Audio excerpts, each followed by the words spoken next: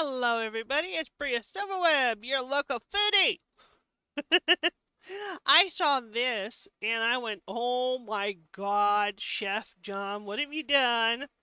Lemon poppy seed pancakes. I love lemon. I love poppy seed. And if there's any benefit to being retired, because I don't have to worry about being pinged for eating poppy seeds. Ah, goodness. Oh my goodness. I want to see what he does here. I want to see what he does here. Oh, yes, yes, yes, yes. Join me, join me, join me. Chef John from foodwishes.com with lemon poppy seed pancakes. That's right, I'm usually not a big flavored pancake guy, but every once in a while, for a change of pace, I will toss in a little extra something something. And this time those somethings happen to be lemon and poppy seeds, which produced a very delicious and perfectly textured stack of pancakes. Woo! And to get started, we will transfer some white sugar into a mixing bowl, Uh-huh. on top of which we will grate a generous amount of fresh lemon zest. Ooh, keep talking. And once that's been accomplished, we can move on with the rest of the batter, but I highly recommend we don't. And instead, give this a quick mix with our whisk, You bet. and then let this sit on the counter for about 15 minutes. Since, as you may know, when you combine sugar and lemon zest, it will actually help pull out those fragrant lemon oils. Mm-hmm. And whatever we're using our zest in will taste even more lemony and delicious, which is some all-purpose flour, to which we will add some salt, some baking powder, as well as its good friend and drinking buddy, baking soda. And that's it. We'll give this a quick mix with our whisk. And it's probably going to look a little bit damp, which is good. That means things are happening. And then to our oil sugar, we will add our poppy seeds, along with 1 large whole egg, followed by some melted butter. And yes, a lot of pancake recipes call for oil, but for this one at least, I do prefer the flavor of the butter. But really, any kind of liquid fat will work. And then what we'll do is give this an enthusiastic and very thorough whisking.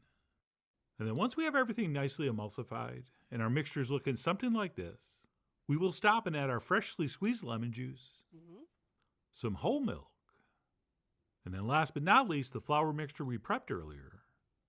And that's it. We'll simply mix all this together with our whisk, just until that flour disappears. At which point we will stop, so as not to overmix, which can produce a tougher pancake with a more rubbery texture. And no one's ever ordered pancakes and said, these are good, but I wish they were a little more rubbery. So like I said, once that flour disappears, we will stop, and then not make pancakes. Can I just eat it Well, out at of the least bowl? not for like 10 or 15 minutes. Right, we need to give our baking soda and baking powder time to activate. And after about 10 to 15 minutes, you will probably see some bubbles forming near the surface. We will transfer our batter into a pan that we've heated on medium, in which we melted some butter, or coated with a tablespoon or so of vegetable oil. Or if you want, you can use a combo, which also works very nicely. We will let that cook for about 4 minutes or so. But, and this is very, very important, we do not go by time. We go by appearance.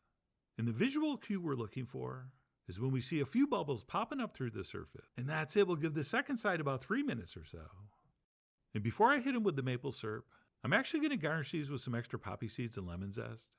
But in a shocking plot twist, I decided to add a dollop of whipped cream first. I know I never do that. But I had a feeling that little bit of extra richness would really work nicely here. And it did.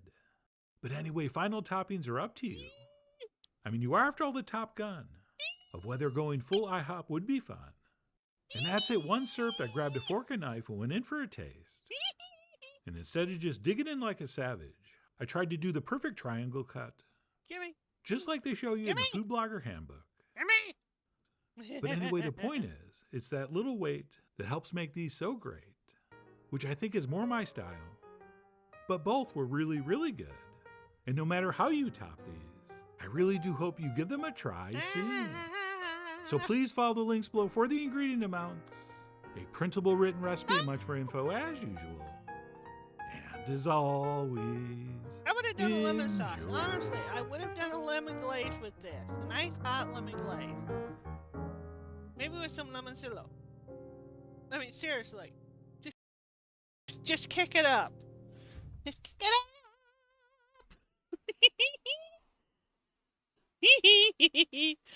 Oh. Ah, but that. I'm gonna have to try that. Oh yeah. This is my foodie brain on active.